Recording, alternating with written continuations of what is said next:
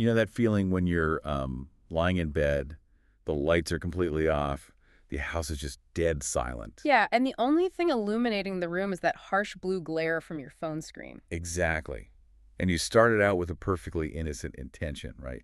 Like you noticed a weird, dull ache in your elbow. Or maybe a slight flutter in your chest. Right, yeah. And you thought, I'll just look this up real quick. Because usually when we turn to the internet for information, we expect a very straightforward transactional relationship. Like looking up a recipe. Totally. You type in, how long to boil an egg, the internet gives you a number, you boil the egg, and you go on with your life. It's neat. It's linear. Yeah.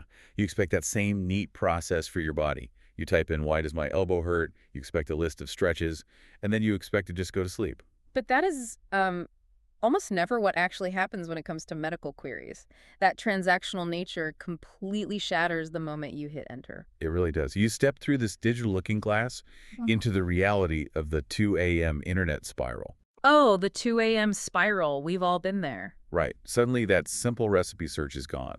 You're scrolling through forums, clicking on increasingly alarming links, and within like 15 minutes, your mild headache has just been diagnosed by an algorithm as a rare, incurable condition. And your heart rate is up, you're sweating, and sleep is just completely off the table.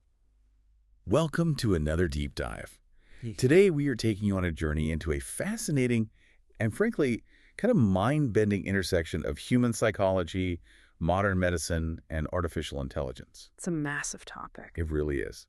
Our mission today is to unpack a giant stack of research that explains exactly why that late-night spiral happens. We're going to explore how your own brain is biologically wired to literally amplify physical illness. Yeah, and how traditional medical systems have historically benefited from keeping you in a state of fear. Plus, how a revolutionary new AI system is attempting to give you back your free will. It is a remarkable set of materials because we're looking at this problem from completely different vantage points. Right.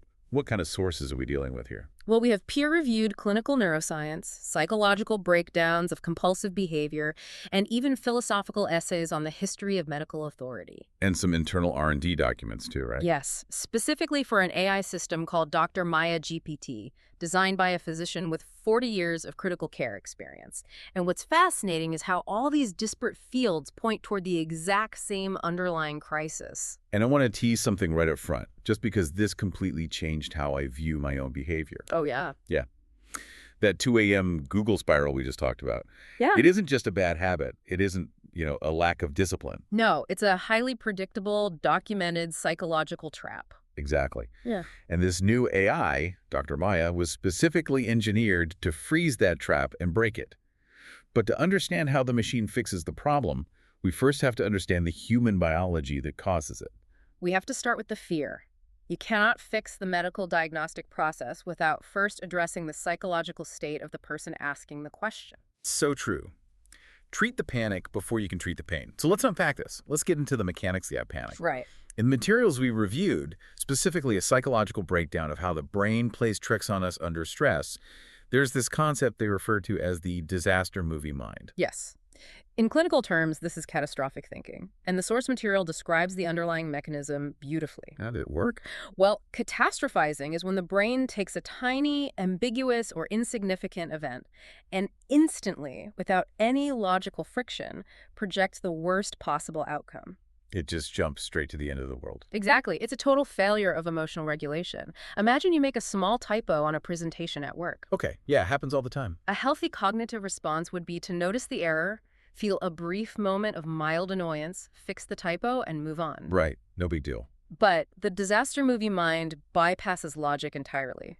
It sees the typo and immediately generates a narrative. Like, my boss is going to see this, I'm going to be exposed as incompetent. Right. And then I will be fired, I won't be able to pay my mortgage, I am going to lose my house, and I will be destitute. Wow.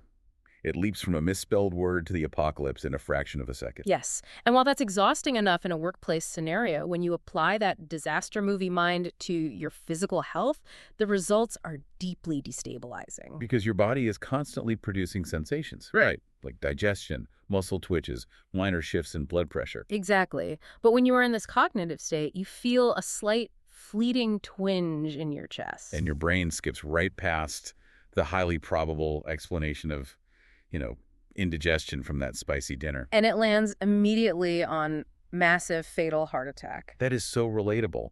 And what the psychological research reveals is that this catastrophic thought immediately triggers an urgent behavioral response. Yes, known as the reassurance trap. The reassurance trap. Let's unpack that for a second.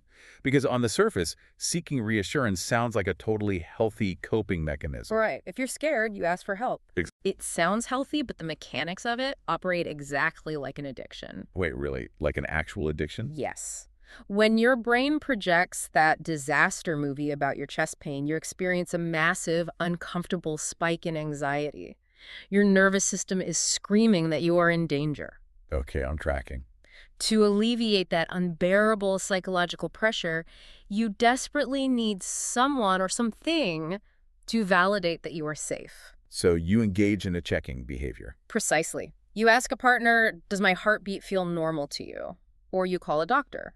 Or most commonly today, you ask a search engine. And the source tells you it's probably just heartburn. You're fine. And you feel better. The anxiety drops. Yeah, that wave of relief. Yes, but only for a fleeting moment. That feeling of relief is temporary because the underlying catastrophic cognitive distortion hasn't actually been resolved. So it comes back. Within hours, or sometimes minutes, a new doubt creeps in. What if the search engine is wrong? What if I didn't describe the chest pain accurately? What if my partner isn't a medical professional and missed something? Exactly. The anxiety rushes back, demanding another hit of reassurance. It becomes a compulsive loop. Because you are seeking 100% absolute certainty about your health, which simply does not exist in the biological world. It doesn't, and it's a vicious cycle that literally physically manifests. Yeah. The psychological sources also detail how this intense, trapped anxiety leads to body-focused, repetitive behaviors. Also known as BFRBs, right? Yes. Things like compulsive skin picking, severe nail biting, or hair pulling. Oh, wow. So the brain gets so overwhelmed by the abstract, uncontrollable terror of a potential illness that it seeks to create a physical discomfort that it can actually control and observe. It's desperate for a physical outlet for all that psychological pressure. It's trying to externalize the internal chaos. Right, but this raises a massive question for me. Because so far, we are just talking about hypochondria. Right. You're talking about the fear of illness. Yeah. But how does this tie into actual physical, measurable disease? Because the sources we have aren't just saying it's all in your head, are they? No, they're saying something far more profound and, honestly, far more unsettling. Unsettling how?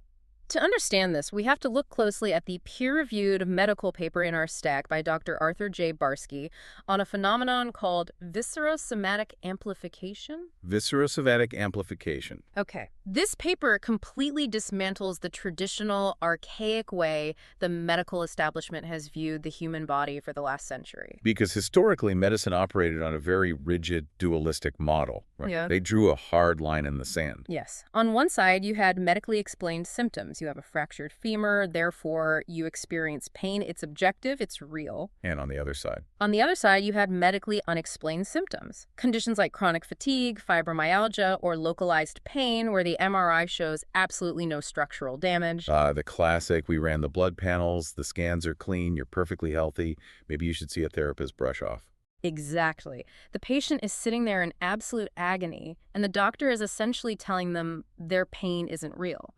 For decades, the medical establishment essentially dismissed these as psychosomatic. But Dr. Barsky's research changes that. Yes, his research on viscerosomatic amplification proves that this hard wall between explained and unexplained is a biological fiction. Wait, a fiction? How? Because all physical symptoms, whether they originate from a visible bleeding wound or not, are ultimately processed through the exact same neural pathways in the brain. Okay, I think the paper called this interoception. It is an incredibly complex neurobiological process called interoception, yes. Interoception, like the internal version of perception. Precisely. We all know exteroception. That's how we perceive the outside world through sight, sound, and touch. Right, looking at a tree, hearing a bird. But interoception is your brain's continuous mapping of the internal landscape of your body. It is constantly monitoring your heart rate, your respiratory effort, your gastrointestinal tract, your muscle tension. So it's always running in the background. Always. But here is the critical breakthrough in the paper. The conscious experience you have of a symptom is not just a raw data feed. It is a heavily edited amalgam. Heavily edited. What do you mean by that? It is a mixture of bottom-up sensory input and top-down cognitive appraisal. Okay, let's unpack this top-down versus bottom-up idea because it's super important. Sure. If I stub my toe, the nerve endings in my toe send a signal up my leg, up my spinal cord, and into my brain. That's the bottom-up sensory input, right? The raw data. Correct.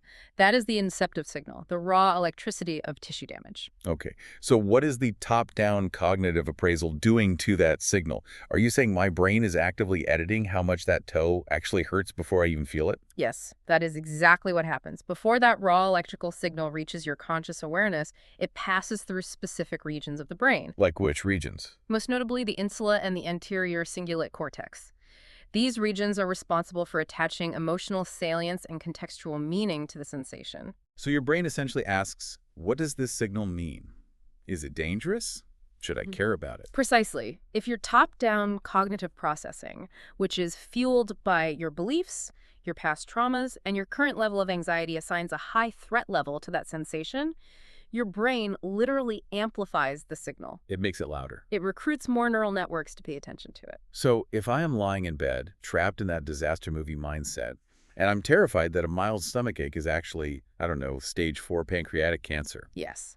my brain's belief system will physically alter the neural processing of that stomachache to make it hurt exponentially more. That is exactly what the neuroscience demonstrates. If you believe a symptom is a harbinger of death, your brain heightens your vigilance. Wow. It shines a massive neurological spotlight on the sensation. It makes it feel more noxious, more intrusive, more frequent, and demonstrably more painful. So the physical sensation is real, but the volume dial is being cranked up to the maximum by your psychological terror. Yep. You know, it's like having a live microphone that gets too close to an amplifier speaker. Oh, that's a great way to put it. Yeah. You start with a totally normal, quiet hum of bodily sensation, maybe a little bit of gas moving through the intestine, or a minor ache in a muscle you overworked. That's the hum. Right. But your anxiety is the microphone. You hold it up to that minor sensation, the microphone picks it up and feeds it into the brain's amplifier. The brain projects the sound louder. And then the microphone picks up the louder sound. Exactly, and feeds it back into the amplifier. And within seconds, you have this deafening, agonizing screech that takes over your entire reality. That is a phenomenal analogy. Thanks. The screech is a real sound. It is physically hurting your ears, but it was entirely generated by the feedback loop. It is. But I would argue it's actually even worse than just a loud, distracting noise. Worse how? Because in the human body, that screech doesn't just hurt, it physically damages the speaker itself. When you are caught in that viscerosomatic feedback loop, your brain operates under a powerful disconfirmatory bias. Disconfirmatory bias, meaning you only see the evidence that proves you are dying, and you are blind to the evidence that you are fine. Precisely. Let's say you have developed a severe fixation on your cardiovascular health. Oh, yeah. Because your brain's threat detection system is hyper-aroused, you will consciously notice every single time your heart rate slightly increases when you walk up a flight of stairs or stand up too quickly. And you log that as evidence of heart failure. You do. But your brain completely discards and ignores the 10,000 other moments throughout the day when your heart is beating with perfect, healthy regularity. You construct a reality entirely out of the anomalous data points. That is wild. Yes. But earlier I asked if this goes beyond just perception. You said the screech damages the speaker. How does this cognitive distortion physically harm the body? We can see the mechanism clearly when we look at the nocebo effect, which Dr. Barsky's paper highlights. We are all familiar with the placebo effect, right? Right, the incredible phenomenon where you're given an inert sugar pill, you genuinely believe it is a powerful medicine, and your body actually physically heals itself. Exactly. The power of positive expectation. The nocebo effect is the dark mirror to that. It is the power of negative expectation. So expecting to get sick. Yes. In clinical trials, patients are given a sugar pill, but are explicitly warned that it carries a high risk of severe side effects. Nausea, vomiting, intense headaches. And what happens? A significant percentage of those patients will actually experience severe vomiting and migraines despite having absolutely no active pharmaceutical agent in their bloodstream. No way. So their brain's expectation of illness literally manifests the physiological symptoms of the illness.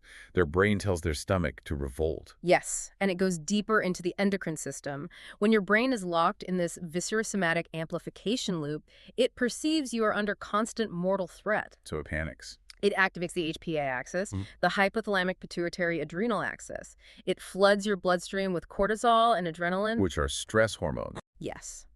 While these stress hormones are vital for escaping a tiger in the jungle, chronic, unrelenting exposure to high levels of cortisol is physically catastrophic. Because it actively suppresses your immune system, right? It suppresses the immune system, it increases systemic inflammation, it disrupts cellular repair, and it slows down your natural healing processes. So, by being terrified that you're getting thick. You are creating the exact biological environment for disease to take hold and thrive. The fear of the illness paves the way for the illness. That is deeply unsettling, to know that our own neurobiology has this trap door built into it. It is a profound vulnerability. It really is.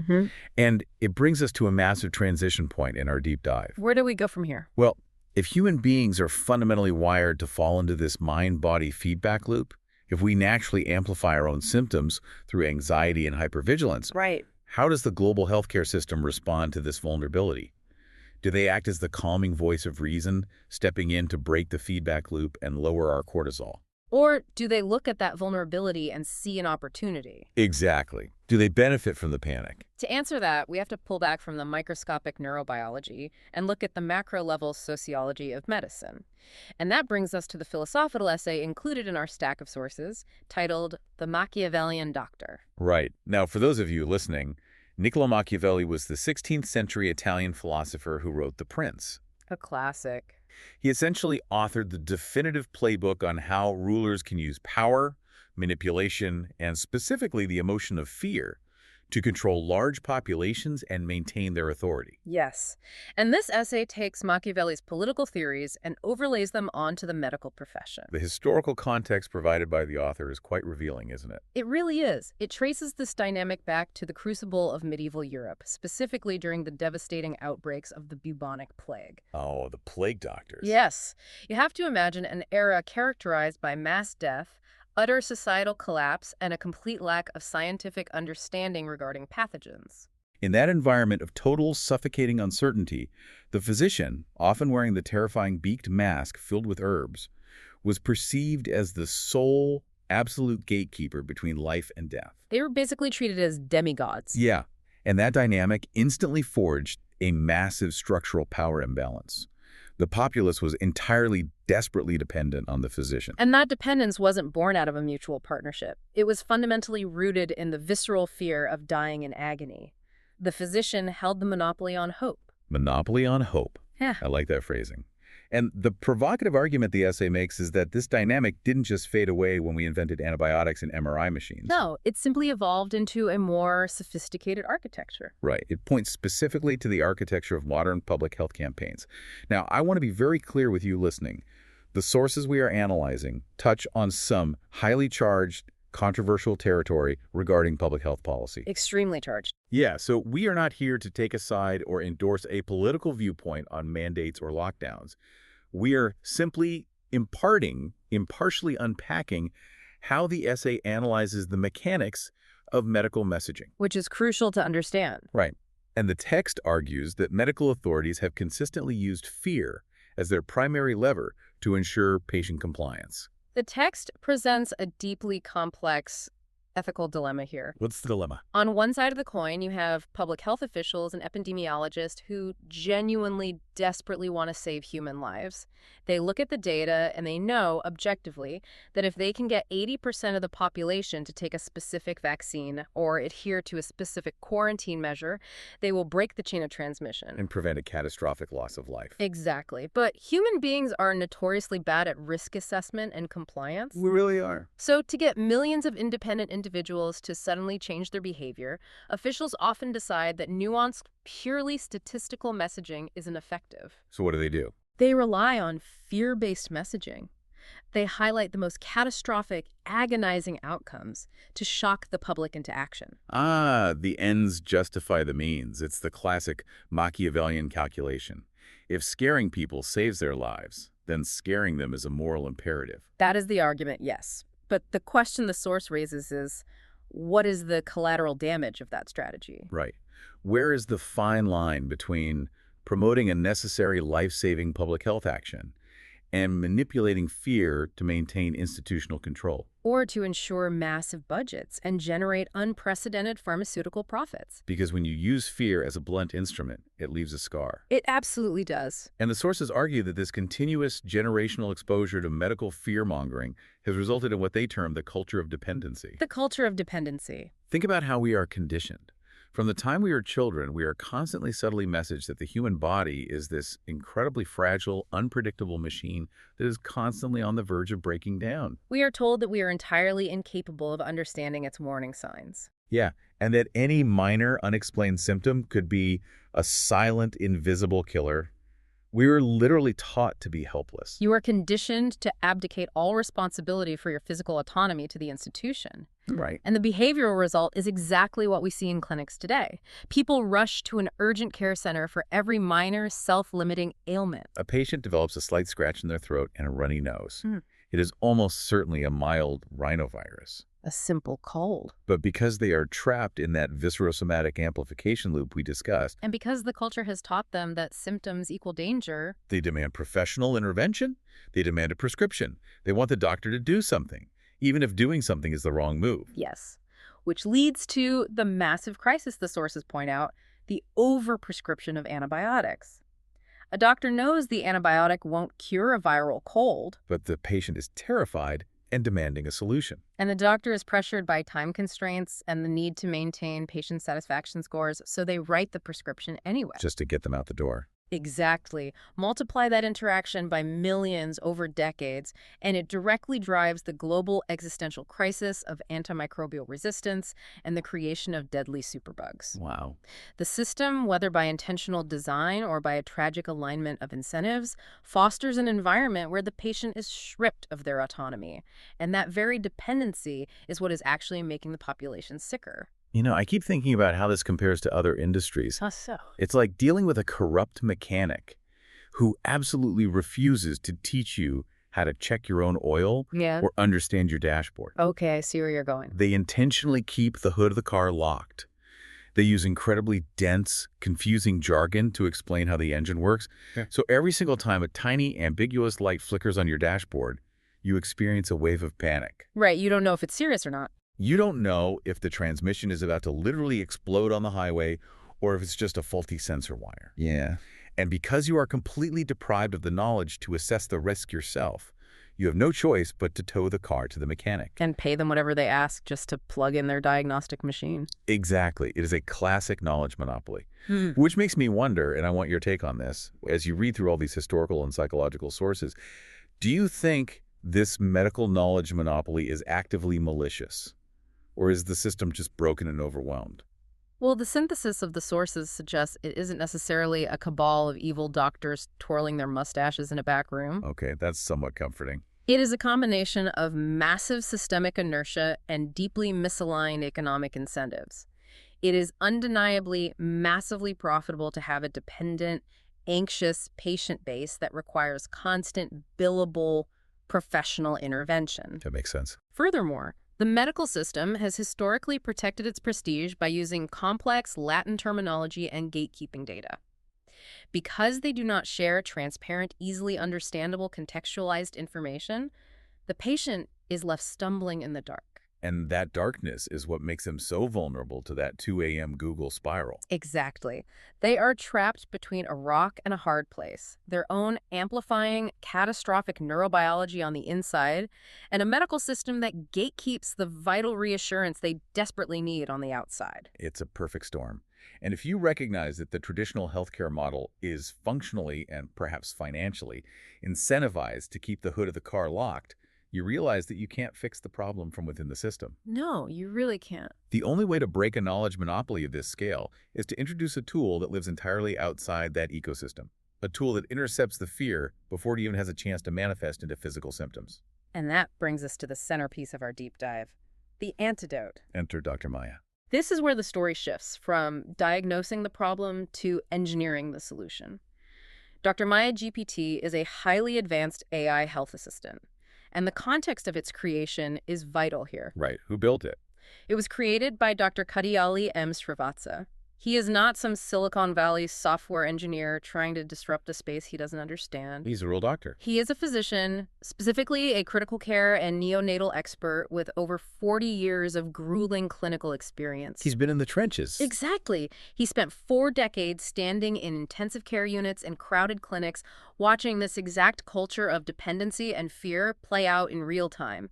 He saw the toll that unnecessary panic took on patients and the crushing burden it placed on hospital infrastructure. So he built Dr. Maya to be the exact opposite of the Machiavellian doctor. He did.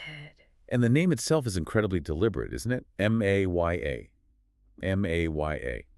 It's an acronym that stands for Medical Advice You Assess. But it operates on a much deeper philosophical level, too. It's a Sanskrit word, right? Yes, it is. In ancient Sanskrit, Maya translates roughly to illusion or magic. It refers to the cosmic illusion that the phenomenal world is the ultimate reality. Wow, okay. The underlying design philosophy of this AI is rooted in that concept.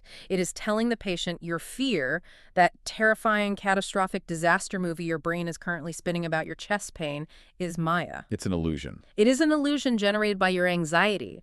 The AI is engineered specifically to pierce through that psychological illusion and ground your mind back in objective biological reality. Okay, that sounds beautifully poetic. But as a consumer, I have to be incredibly skeptical here. Naturally. Because we've all used digital symptom checkers. Yeah. If you go to WebMD or any major hospital's website right now, there's a chatbot or a little form you can fill out, and they are universally terrible. They really are. They're anxiety-generating machines.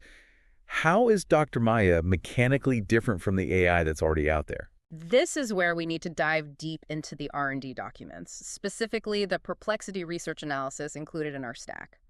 To understand why Dr. Maya is revolutionary, you have to understand why the existing tools fail so spectacularly. Okay, let's hear it. Traditional symptom checkers rely on an architecture called a linear binary decision tree. A flowchart. Exactly. It's a rigid, pre-programmed flowchart of yes or no questions. The algorithm asks, do you have a headache? You click yes. It moves to the next branch. Do you have a fever? You click no. It moves down the line. And inevitably, no matter what path you take down that flowchart, it always seems to end with a bright red warning telling you to go to the emergency room because you might have the bubonic plague. Because binary flowcharts are fundamentally unsuited to the incredibly messy, nuanced reality of human biology. Biology is not binary. Right. The perplexity research highlights a staggering statistic. These traditional flowchart-based AI symptom checkers achieve an abysmal primary diagnostic accuracy rate of only 19 to 54%. Wait, 19 to 54%. That is a coin flip.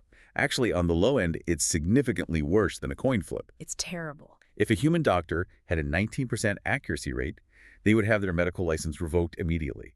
No wonder everyone leaves those websites feeling terrified. So if the binary tree is a mathematical failure, what does Dr. Maya do instead? Dr. Maya abandons the binary sequential questioning entirely. Instead, its core diagnostic architecture is built around a concept called the 3-symptom triad. 3-symptom triad. Yes. To use the system, it requires the user to input exactly 3 concurrent symptoms at the same time. Okay, let me stop you there, because as someone who follows tech, my instinct pushes back hard against that limitation. Why is that?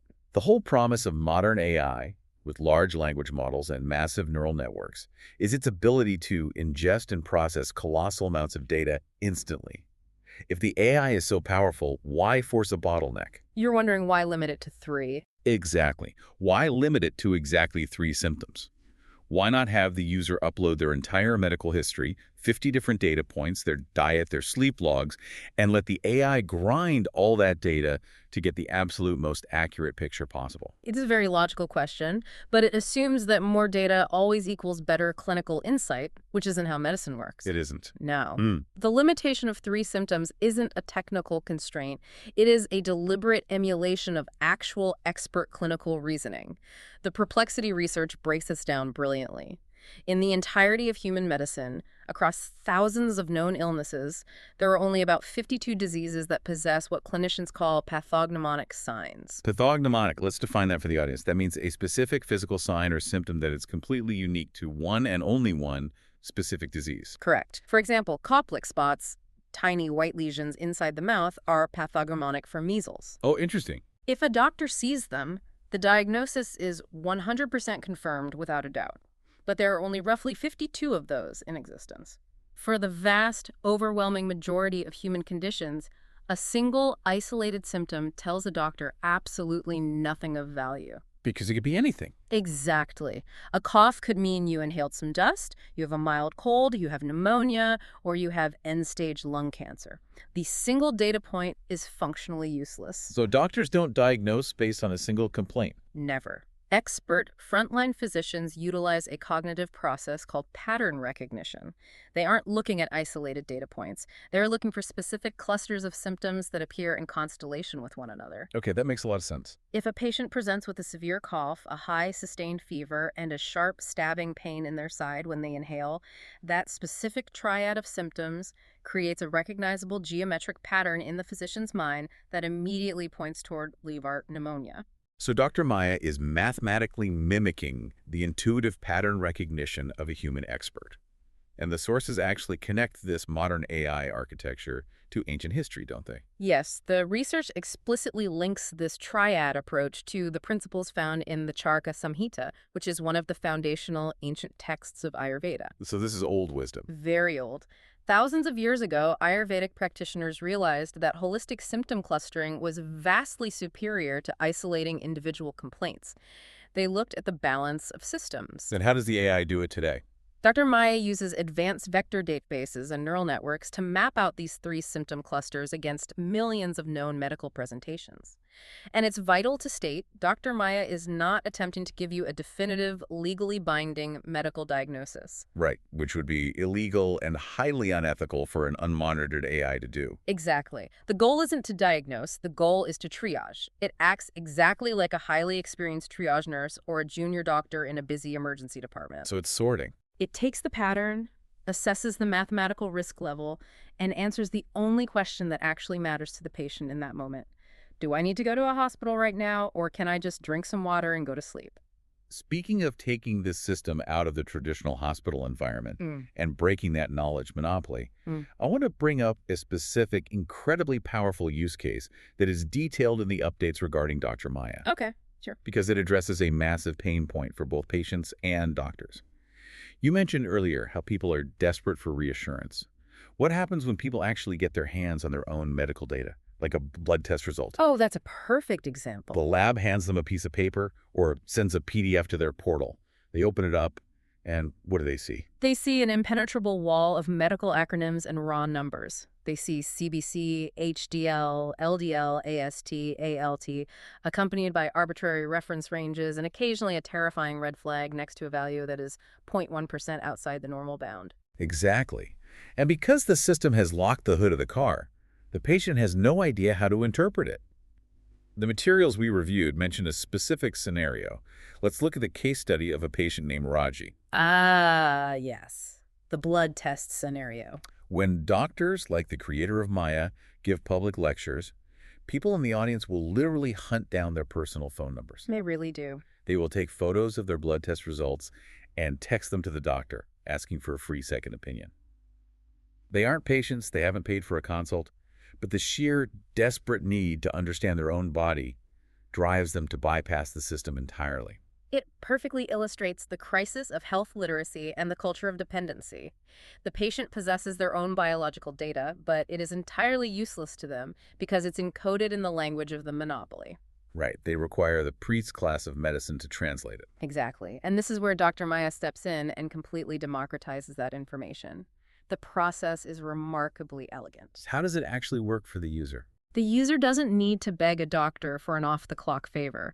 They simply click a link on a Prima kiosk, which we'll discuss later, or they use their smartphone.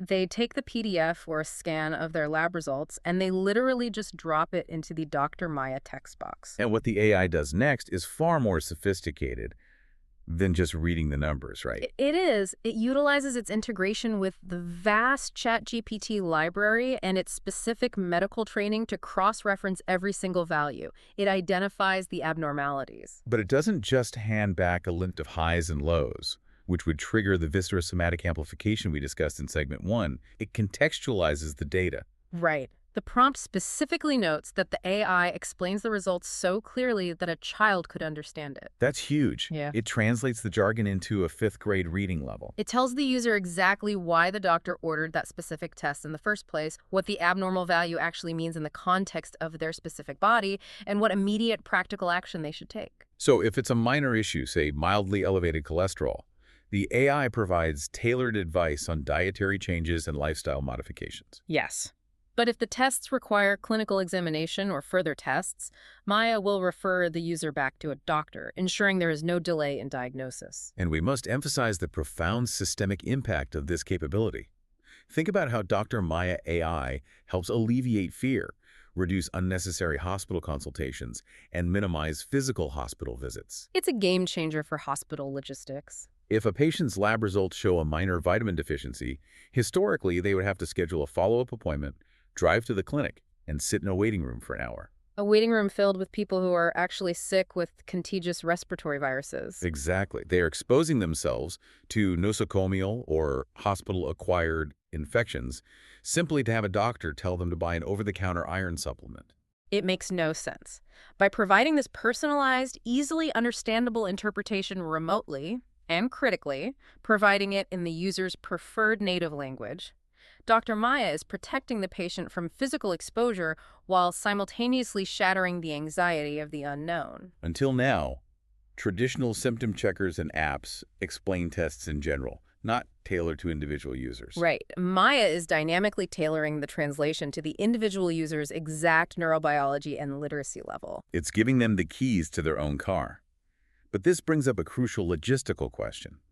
Once you input your 3 symptoms, or once the AI analyzes your blood test, how does it actually communicate the risk back to you? That is the big challenge. Because if we go back to our first segment, we know that the brain is a hair trigger trap.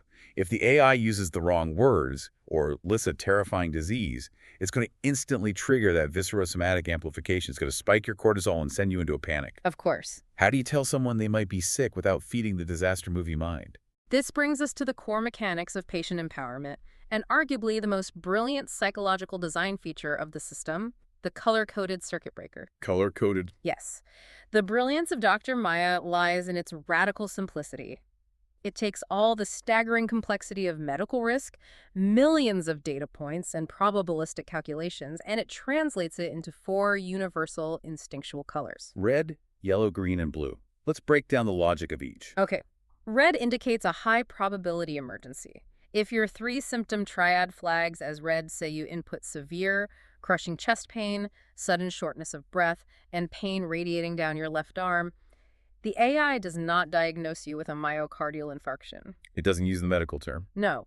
It flashes red and unequivocally advises you to seek immediate emergency medical attention or call an ambulance. Okay, what about yellow? Yellow indicates a moderate, non-life-threatening concern.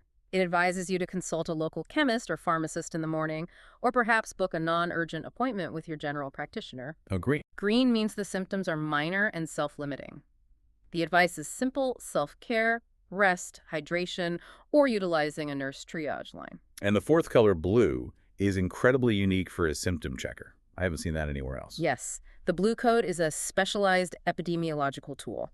It is specifically triggered for infectious or highly contagious diseases. Oh, wow. If your triad suggests a transmissible pathogen like influenza, a novel coronavirus, or a highly contagious gastrointestinal bug, the AI immediately flags it blue and advises the user to physically isolate to prevent spreading the infection to their family or community. This color system, when you really think about the psychology behind it, it operates like a circuit breaker for the anxious mind. It does. If you were sitting there at 2 a.m. and your brain is running the disaster movie, you are visualizing the names of 100 different horrific rare diseases. You are obsessing over the syllables of the pathology. But Dr. Maya refuses to give you the name of a disease.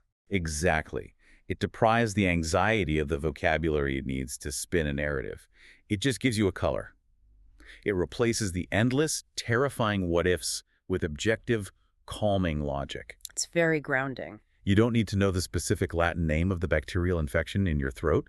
You just need to know that the screen is yellow, which means you can safely go to sleep and visit the pharmacy in the morning. It strips the horrific narrative entirely away.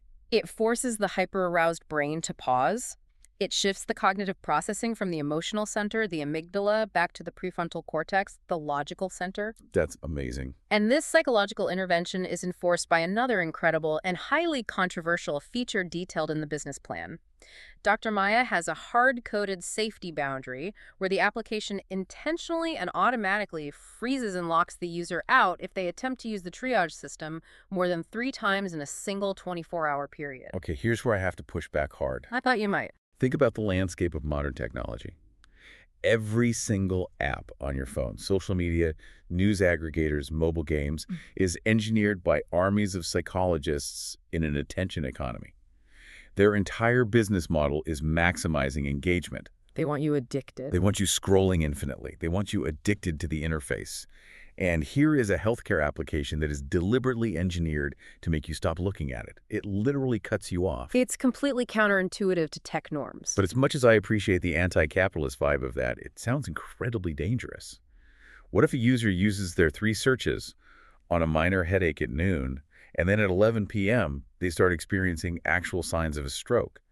If the app freezes them out, aren't they in mortal danger? It is a profound ethical tension, but the design is rooted in deep clinical psychology. If we tie the freeze feature back to the reassurance trap and the obsessive-compulsive checking loops we dissected in the first segment, the life-saving nature of the boundary becomes clear. Remember, a person suffering from severe health anxiety does not use a symptom checker once. They will sit on the edge of their bed and run permutations dozens, sometimes hundreds of times a night. Changing the inputs. Yes, they will tweak the symptoms slightly. What if I say the pain is sharp instead of dull? What if I add a slight fever? They are desperately trying to manipulate the algorithm into giving them that elusive 100% guarantee of safety. They're just pulling the lever on a slot machine of anxiety. Exactly. And every time they pull the lever, they feed the viscerosomatic loop. By freezing after 3 uses, Dr. Maya takes the lever away. It sets a hard limit. It actively prevents the user from obsessively, destructively health checking. It sets a firm, unyielding boundary. The AI delivers a definitive, color-coded answer and then essentially says, I have given you the assessment, now you must sit with it. Wow. It forces the user to tolerate the initial spike of anxiety without engaging in the compulsive behavior, which is the exact gold standard therapeutic intervention for breaking an OCD cycle. Okay, I see the psychological benefit. But you didn't answer my question about the stroke. How does the system handle the physical danger of locking someone out? Or what happens if someone doesn't even know how to use the triad? What do you mean? What if an elderly patient only inputs one single word, like dizziness? Does the AI just shut down and refuse to help? Yeah. Because a blanket refusal feels like it would cause massive panic. You are right to challenge that, and the R&D documents address this exact edge case explicitly. In the earliest iterations of the software, there was a strict binary rule. If the user did not provide a complete triad of 3 symptoms, the AI would refuse to provide advice, citing the high risk of diagnostic error. Which would freak people out. Yes, clinical testing revealed exactly what you suggested, that a hard rejection causes the user's stress to skyrocket. So the updated protocol in the Gemini research models insists on a deeply nuanced conversational approach. Conversational. Instead of a blanket refusal, if a user inputs a single ambiguous symptom like dizziness, Dr. Maya utilizes targeted, dynamic follow-up questions. It simulates the bedside manner of an empathetic human doctor. Like asking them to rate the dizziness on a scale of 1 to 10. Yes, or asking contextual questions. Did the dizziness start suddenly, or has it been gradual? Are you experiencing any changes in your vision or difficulty speaking? It gently guides the user through the process of completing the triad. That's really smart. And here is the crucial safety override addressing your stroke scenario. If that single symptom or the user's subsequent answers indicate a massive pathognomonic red flag like sudden unilateral paralysis or the inability to form a sentence, the system instantly overrides the triad requirement, overrides any freeze protocols, triggers a red alert, and directs the user to an emergency room. So it won't just lock you out if you're dying. Never. It is designed to be clinically rigorous, but it is never, ever dismissive. That level of algorithmic thoughtfulness shows that Dr. Maya isn't just a cold, calculating math equation. It is genuinely trying to simulate the intuition, caution, and bedside manner of a truly great physician. It really is. And that leads us beautifully into the next major theme of our deep dive, because the research documents push for this AI to develop a level of deep empathy and contextual awareness that allows it to detect horrifying realities that a standard yes or no flowchart would be completely blind to. Let's talk about nuance and hidden truths. The evolution of how the AI filters risk is a perfect testament to this. If you look at early versions of basic symptom checkers on the internet, they were notoriously hostile to anyone who wasn't in perfect baseline health. Right. If you checked a box indicating you had a complex medical history, say you were a type 1 diabetic, or you were currently undergoing chemotherapy, or you simply had high blood pressure, the algorithm would immediately throw up its hands. It would just grit on you. Yes, would flash a generic warning saying, "System not applicable to complex patients," and tell you to consult your doctor. Which, if you are a person living with a chronic illness, is incredibly frustrating and alienating. You are essentially locked out of the convenience and reassurance of digital triage just because your baseline human biology is a little more complicated than average. You're penalized for being chronically ill. Exactly. The updated Gemini integration detailed in the source materials demands a vastly superior, nuanced approach. Dr. Maya evaluates the baseline physiological risk of the specific human being in front of it. It understands context. Can you give an example? Sure. For example, a specific 3-symptom triad, let's say a mild fever, fatigue, and a slight rash, might result in a comforting green advice code for a perfectly healthy, athletic 20-year-old. Okay. But if the system knows the user is currently pregnant or elderly or severely immunocompromised, that exact same cluster of symptoms is instantly escalated to a red emergency. Oh, wow. The AI doesn't just evaluate the abstract symptom, it evaluates the symptom in the exact context of the specific human organism experiencing it. That is impressive clinical nuance. Yeah. But the materials reveal that the AI's ability to read context goes way beyond just physical risk factors like diabetes or pregnancy. One of the most powerful and frankly sobering sections of the documents discusses how Dr. Maya is deployed to detect hidden systemic abuse. Yes. This is a very heavy topic. We are talking about child abuse, domestic violence, and coercive control. I have to ask, how does a math equation know someone is being abused? How does an algorithm detect trauma? It achieves this through incredibly sophisticated natural language processing, or NLP. Sure. When a patient interacts with Dr. Maya, they aren't just clicking rigid drop-down menus. They are encouraged to use natural conversational language, either by typing text or speaking into the microphone. Okay. The NLP models are trained to evaluate not just the explicit dictionary definition of the medical symptoms, but the soft data embedded in the communication. They analyze the emotional sentiment, the specific syntax, the grammatical word choices, and the anomalous combinations of statements. The sources gave some absolutely heartbreaking examples of this. A user might type in, "I fell down the stairs again. I'm just really clumsy." Sure. Or a teenager might mention, "I'm not allowed to use my phone during the day." Right. To a standard linear algorithm that is blindly hunting for a disease pathology, the word clumsy is mathematically meaningless, and the phrase "not allowed to use my phone" is instantly discarded as irrelevant non-medical data. The flowchart moves on. It just ignores it. But Dr. Maya is programmed with a different set of priorities. It flags these specific linguistic patterns.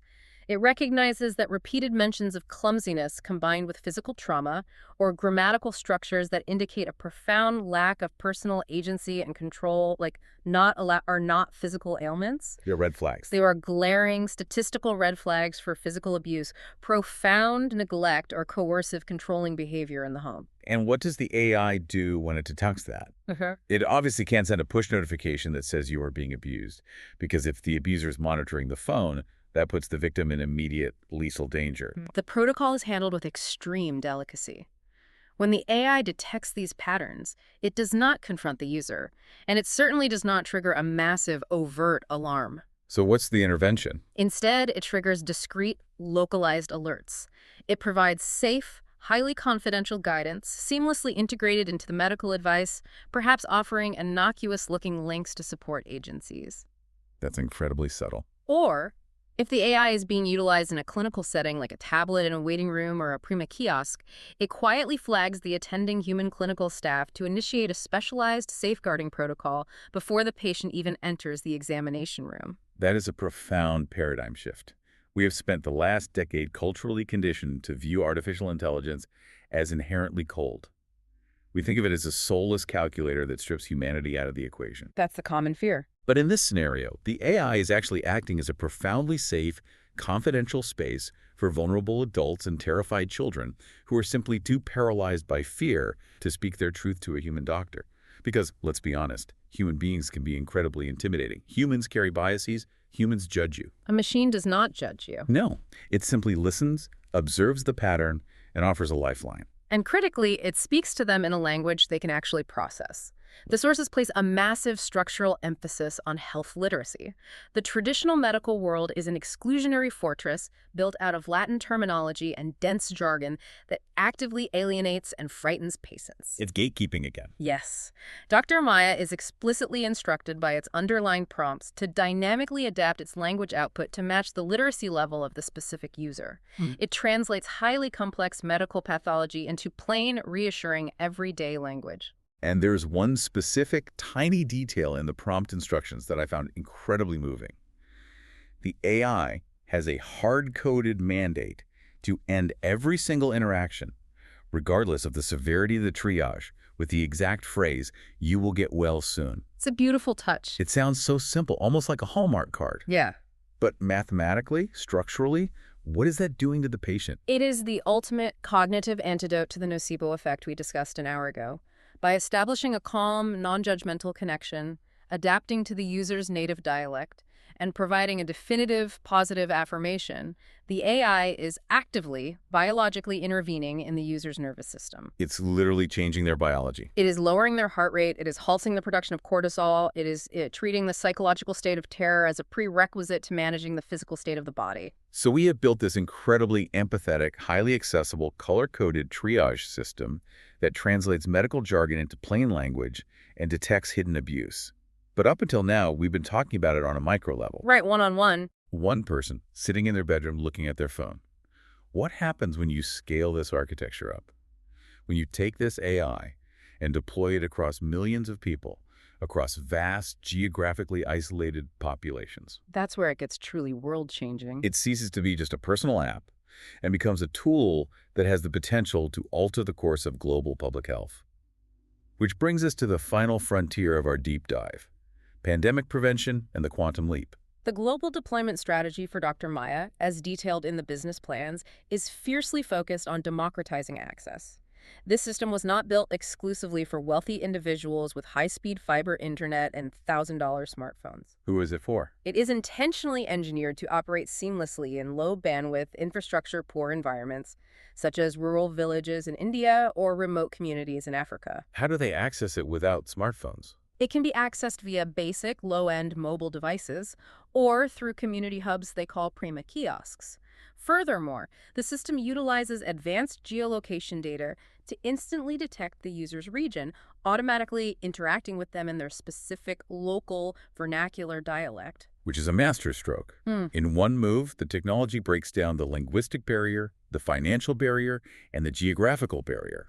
But how does putting an AI kiosk in a rural village translate to preventing a global pandemic? It all comes back to the blue color code we outlined earlier and the concept of early detection. Right, the isolation code. In the traditional Machiavellian healthcare system, an outbreak of a novel pathogen is almost never detected at ground zero.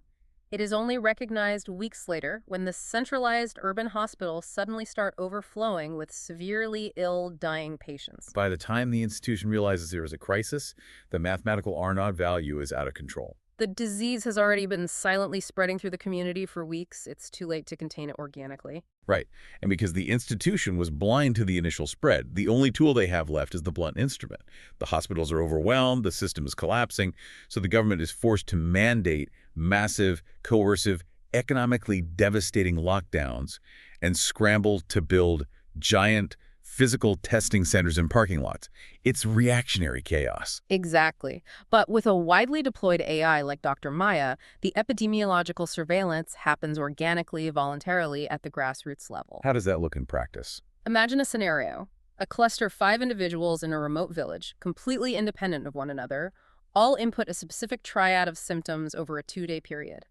The AI recognizes the pathognomonic pattern of a novel respiratory virus. It connects the dots before a human doctor could. Yes. It instantly flags those users with a blue code, simultaneously alerting the Central Health Authority to a highly localized anomaly.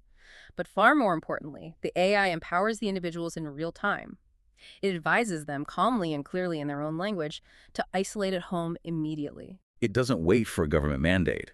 It gives them the truth on day one. Yes. And the epidemiological modeling included in the research shows that by catching these infections at day 1 or day 2 of symptom onset and empowering the individual to voluntarily stay home out of civic duty and clear understanding, you can achieve a staggering 40% reduction in secondary transmission rates within the community.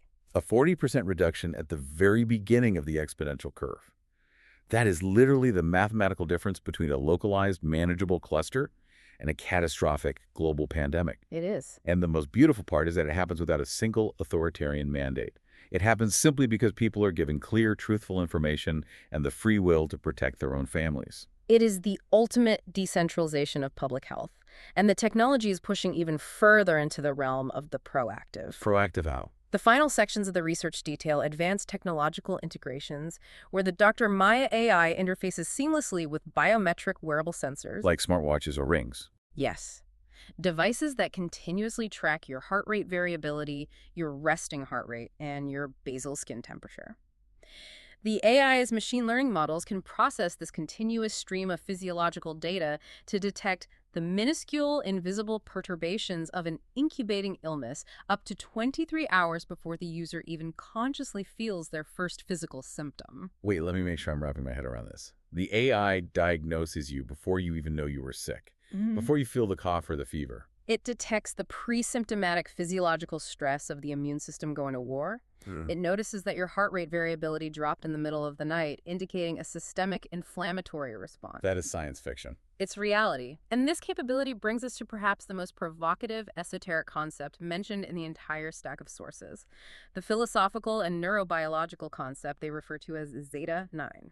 Okay, I have been waiting to get to this since I read the outline because my brain short-circuited when I saw it. Yeah. The source texts refer to Zeta 9 as a theoretical subatomic particle that responds to human intention before a conscious thought is even fully formed in the brain. What are we actually talking about here? Are the creators of this AI bringing literal quantum physics and subatomic entanglement into a symptom checker? Or is this just a highly poetic, fancy way of saying, if you stay calm, your immune system works more efficiently? It is a profound unifying metaphor, though Dr. Srivatsa explicitly links it to the bleeding-edge interceptions of quantum biology, neuroplasticity, and ancient philosophies like the law of attraction. Okay. Whether you view Zeta 9 as a literal, undiscovered mechanism of quantum entanglement in the brain's microtubules, or purely as a robust psychological framework for self-regulation, the functional clinical reality is exactly the same. Which is what? The ultimate overarching goal of Dr. Maya is to intercept the human fear response in the preconscious mind. When you consult the AI at the very first microscopic sign of a symptom, or when your wearable device gently alerts you to a physiological change before you even feel ill, you are stepping into the process before the disaster movie mind has a chance to yell action. You stop the anxiety before it even has the vocabulary to exist. You prevent the viscerosomatic microphone from ever getting near the speaker. Exactly. You preemptively halt the catastrophic HPA axis activation. You stop the massive spike in cortisol before it has a chance to suppress your white blood cells. You maintain your physiological and neurological equilibrium. Wow. You are literally biologically altering your body's readiness to heal by maintaining a state of calm, objective, and empowered awareness. And by democratizing this incredible capability, placing it directly into the hands of minimally trained community health workers, frantic mothers at 2 a.m., and ordinary citizens across the globe, the system turns everyday people into highly reliable, emotionally regulated first responders. It entirely removes the absolute terrified reliance on the Machiavellian institution. It does. Okay, let's take a deep breath and recap the unbelievable journey we have been on over the last hour. We started by looking inward at the terrifying, destructive power of the human brain. How catastrophic thinking, the reassurance trap, and the neurobiology of interception create a vicious mind-body feedback loop that literally amplifies our physical pain and invites illness. Right. We then pulled back to look at the macro level, seeing how historical and modern medical institutions have, whether by design or by inertia, capitalized on that inherent human terror to build a highly profitable culture of dependency and a monopoly on knowledge. Yes. And then we explored the antidote, Dr. Maya, a tool built by an insider to break the system, an AI that discards the failing math of binary flowcharts in favor of holistic pattern recognition, A system that can take an impenetrable blood test, strip away the jargon, and explain it to you like a friend. Very well summarized. An intelligence that uses a simple four-color triad to bypass our panic, imposes strict boundaries to break our obsessive-compulsive loops, and deploys profound linguistic empathy to detect the hidden traumas of abuse. It is a system that empowers patients with the objective truth, giving them their free will back, and in the process, creates a massive grassroots defense network capable of stopping global pandemics before they start. It is not just an upgrade to a piece of software. It represents a fundamental philosophical paradigm shift. It is the transition from a reactionary, authoritarian, fear-based healthcare system to a proactive, democratic, empowerment-based model of human wellness. Which leaves us with a final thought to mull over as we end this deep dive. For decades, the great existential fear of the digital age has been that bringing artificial intelligence into the sacred space of medicine would inevitably strip away the human touch. We worried the machines would make care cold, calculated, algorithmic, and robotic. That was the fear. But consider the reality of what we have uncovered today. If an artificial intelligence is the one taking the infinite patience to listen to your deepest fears without a shred of judgment, if a machine is the one taking the time to translate terrifying medical jargon into simple, comforting words you can actually understand, and if an algorithm is the one actively protecting your fragile mental health by setting boundaries and stopping you from spiraling into a 2 a.m. panic attack, is it possible that the machine is actually the one teaching us how to make healthcare human again? It raises a vital, challenging question for all of us about what true, actionable compassion actually looks like in practice. Sometimes compassion isn't a human hand on your shoulder. Sometimes compassion is a system that simply refuses to let you be terrified. Think about that the next time you find yourself staring at a glowing search bar in the middle of the night, your heart racing, wondering if a simple headache is just a headache. Thank you for joining us for another deep dive. Keep questioning the systems around you. Stay curious, stay empowered, and remember, you will get well soon.